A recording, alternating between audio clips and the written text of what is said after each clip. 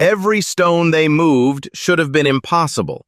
In 1450, with no iron tools, no wheel, no written language, a civilization built a city on top of the world. And the world tried to shake it apart. It never could. They engineered permanence in a place that demanded it. The Andes are one of the most seismically violent places on Earth. Earthquakes here don't announce themselves. They arrive like a fist, sudden, crushing, relentless. These walls were fitted by hand. No mortar, no fasteners, nothing but geometry. Stone locked against stone in perfect calibration. And for 600 years, every earthquake the Andes could throw at them, they survived. Intact, unmoved. The Spanish built with mortar. Their structures crumbled. The Inca foundations beneath them survived every earthquake that followed, undamaged. This is not luck. This is not mystery. This is engineering, hidden inside what the world called primitive. Beneath these ancient stones lies a system so precise, so deliberate, it still defies collapse. The Inca knew exactly what they were doing. The answer is in the stones. Look closely at that joint. No mortar, no gap, just perfect geometry. Machu Picchu does not sit near a fault line. It sits on two of them. The Huanacaure and the Cusco faults run directly beneath the site. The Inca did not stumble onto this land by accident. They chose it deliberately, with purpose. Modern geologists were baffled. Why build here, directly atop two active fault lines? One researcher called the site selection either the greatest coincidence in architectural history or evidence of geological knowledge we still don't fully understand today. Look at the shape of the land. The city sits on a saddle ridge, not the summit, not the valley. The hinge point, where two tectonic pressures meet and, crucially, cancel each other out. A position chosen with geological precision. Inca joints use angled, multi-faced geometry to distribute seismic force laterally. The stones don't fight the earthquake. They move with it, flex, and resettle. Building here meant moving granite blocks weighing up to 14 tons. No wheels, no iron, no animals suited for the altitude. Only human hands, wooden sledges, and minca, the sacred collective labor that bound communities together in obligation and shared purpose. The men who shaped the stones were called pirca. They used no rulers, no blueprints. Stone pressed against stone, rocking, grinding, until the fit was found by feel alone. Generations of knowledge held entirely in their hands, passed down without a single written word.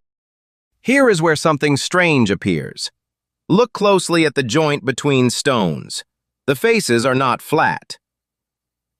They are slightly curved, subtly convex.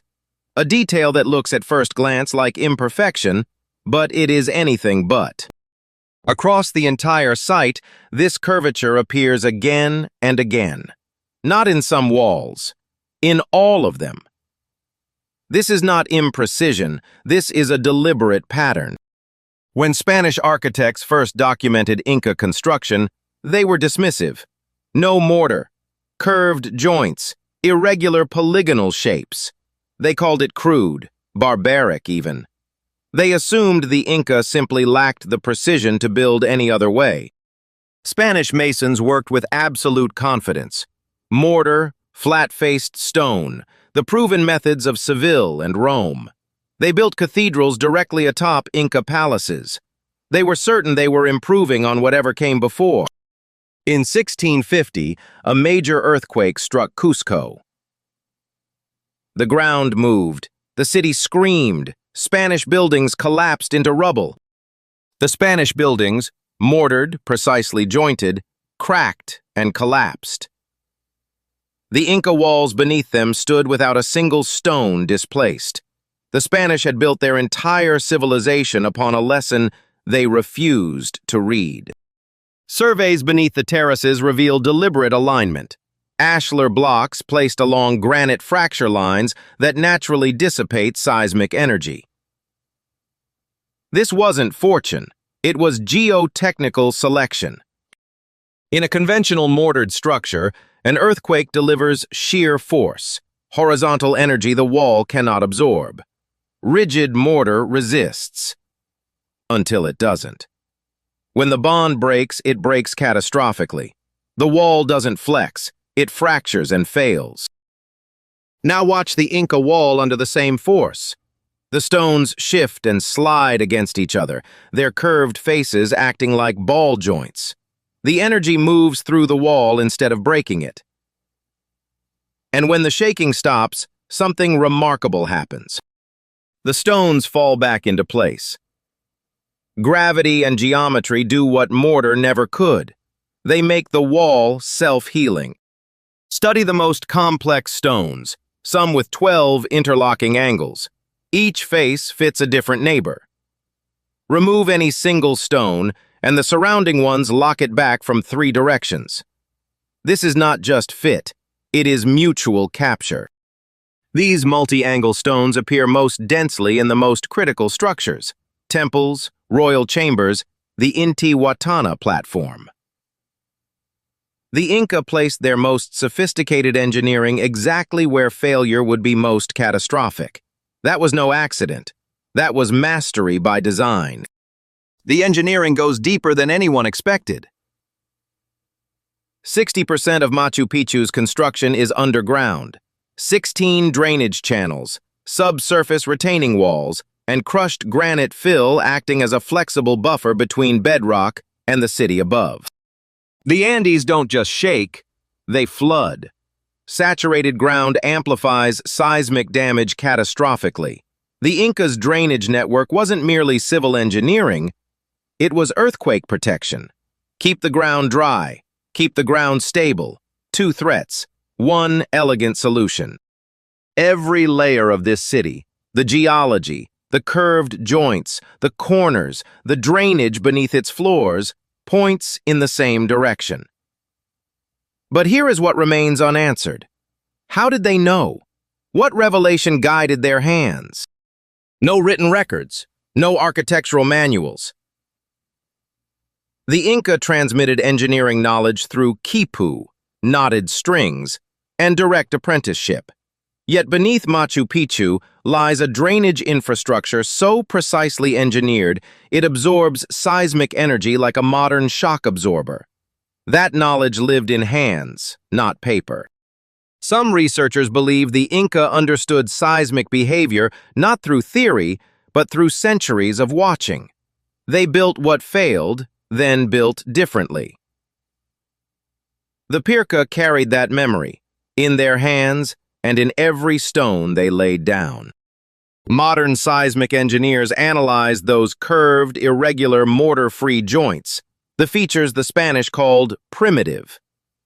Every single one outperformed mortared systems under earthquake loading. The imprecision is the precision. What looked like failure to achieve perfection was perfection, defined entirely differently. The Spanish didn't just build over the Inca. They demolished Inca structures across Cusco, harvesting the stones, to raise their own churches and palaces. They dismantled the world's most advanced seismic architecture to construct buildings that would crumble in the next earthquake. The Church of Santo Domingo stands directly on the Coricancha, the Inca Temple of the Sun. In 1950, another earthquake struck. The colonial church walls fractured and cracked. The Inca curved walls beneath them held, perfectly intact, one more time. 2 philosophies of building, one layered upon the other. One still standing without any flaw. Machu Picchu has endured more than 5 centuries of Andean seismic activity. The stones have shifted. They have settled back into place, over and over again. Exactly as the builders designed.